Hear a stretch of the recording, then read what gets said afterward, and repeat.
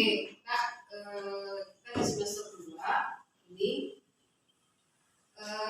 Ustazah akan membahas tentang politik luar negeri Indonesia. Berbicara mengenai apa peranan bangsa Indonesia dalam perdamaian dunia. Sebelum kita mulai belajar, kita doa dulu ya. Siapa yang mau berdoa? Doa Mas? Enggak? Minta? Bismillahirrahmanirrahim. Rabbi shrah li sadri wa yassir li amri wahlul 'uqdatam min lisani yafqahu qawli. Rabbi zidna ilma warzuqna fahma bi rahmatika ya arhamar rahimin.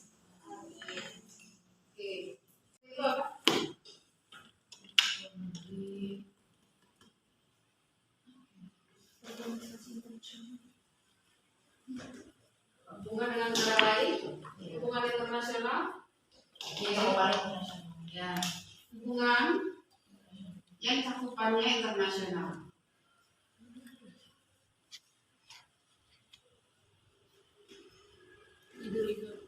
Oke. Ada lagi?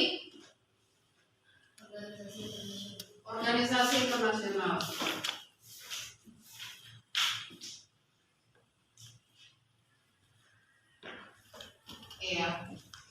Saya akan membahas mengenai politik luar negeri yang memang ini merupakan salah satu kewajiban. Kenapa wajib?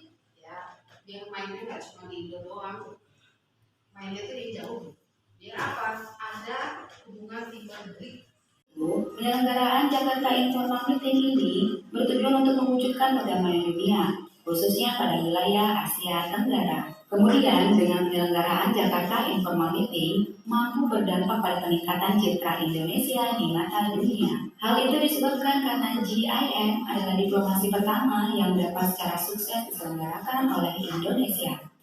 Dan upaya ini juga dilakukan demi menjaga perdamaian dunia, sesuai dengan prinsip Indonesia yang tercantum dalam pembukaan Undang-Undang Dasar 1945. Demikian latar belakang dan sejarah Jakarta Informal Meeting atau GIM. Bila teman-teman mengetahui fakta-fakta lain mengenai GIM, bisa dituliskan di kolom komentar ya.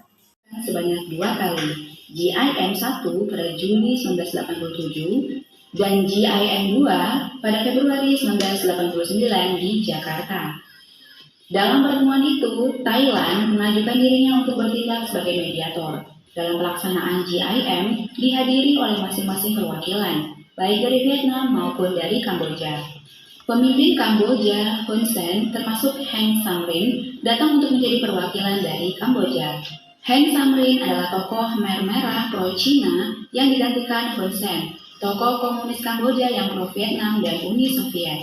Mari kita bahas mengenai Jakarta Informal Meeting 1 dan juga yang kedua ya.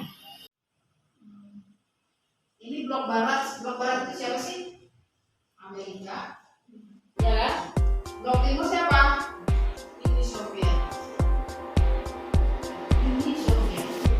Yang satu dengan ideologi liberalisme, ya kan? Yang satu lagi dengan ideologi komunisme. Indonesia ideologinya apa? Kita apa ideologinya? Pancasila. Kalau kita berpihak pada salah satu, berarti netral Pak? Bukan netral. Apakah berpatokan pada bebas aktif jadinya? Tidak bebas lagi, melainkan apa? Berpihak pada satu. Nah, BNB salah satu pernyataan Indonesia lagi yang menggagas. Untuk apa? Tidak berpihak pada manapun. Walaupun pada kenyataannya kita pernah berpihak pada Cina ya. Cina itu apa? Kita tuh pernah membuka diri ke Cina. Cina itu ideologinya apa? Komunis ya. Walaupun pada prakteknya seperti itu. Tapi di awal seperti luar negerinya tak ada bebas. Dan Indonesia membutuhkan dukungan apa?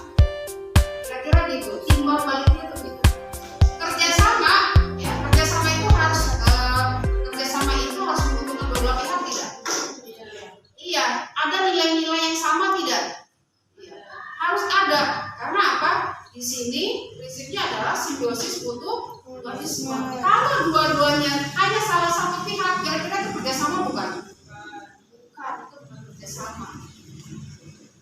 Ya, jadi gitu.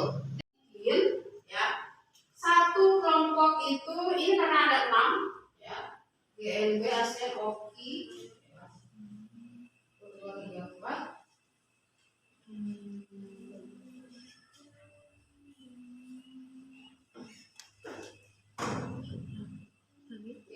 Ada Jim, ya. Ambil, jangan sama. Ya. Kalau nggak sama nggak apa-apa. Kalau udah ini, karena kita ada 6. Ya. Bahas mengenai pilih 3 dari ini, boleh pilih 3 dari 6. Oke, jelas? Boleh berkumpulkan satu-satu ini.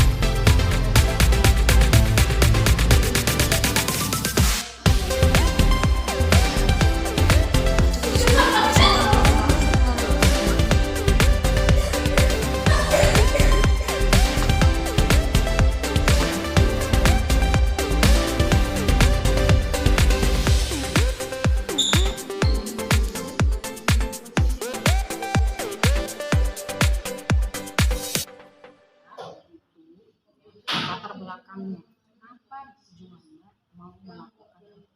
Kenapa Indonesia? Ya, tujuannya adalah untuk memperluas dunia Indonesia, ya kan? Maka dia perlu membangun kesepakatan kan. Nah, disitulah kenapa adalah menjadi sebuah kesepakatan. Nah, strateginya gimana? Politik luar negerinya dilakukan apa? Mencari dukungan kan?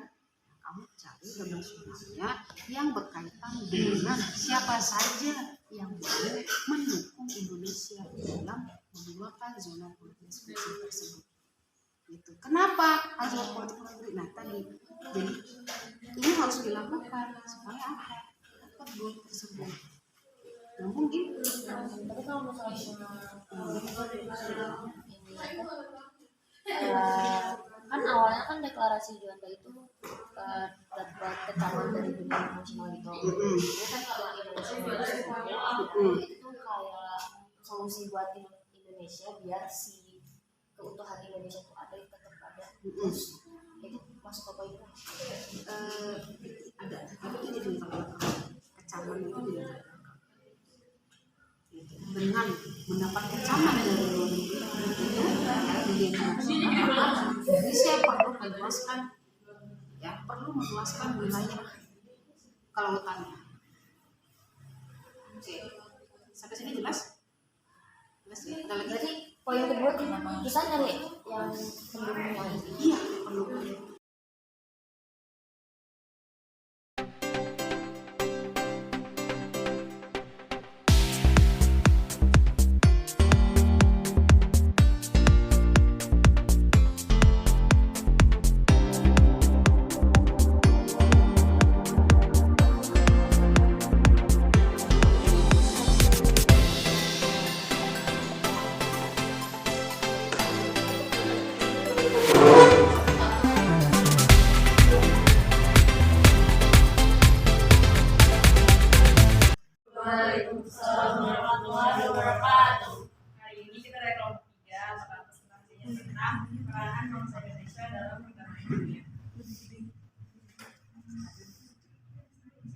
Materi pembahasannya ada 3, ASEAN, OKI, dan deklarasi Juanda.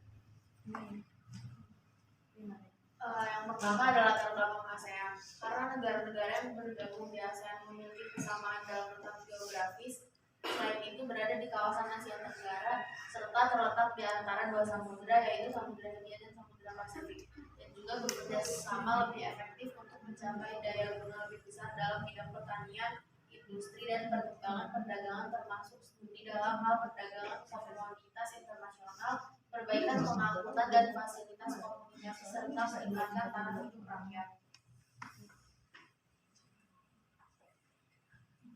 Peran penting ASEAN sebagai salah satu negara yang pelopor Indonesia ASEAN. Assalamualaikum warahmatullahi wabarakatuh. Waalaikumsalam warahmatullahi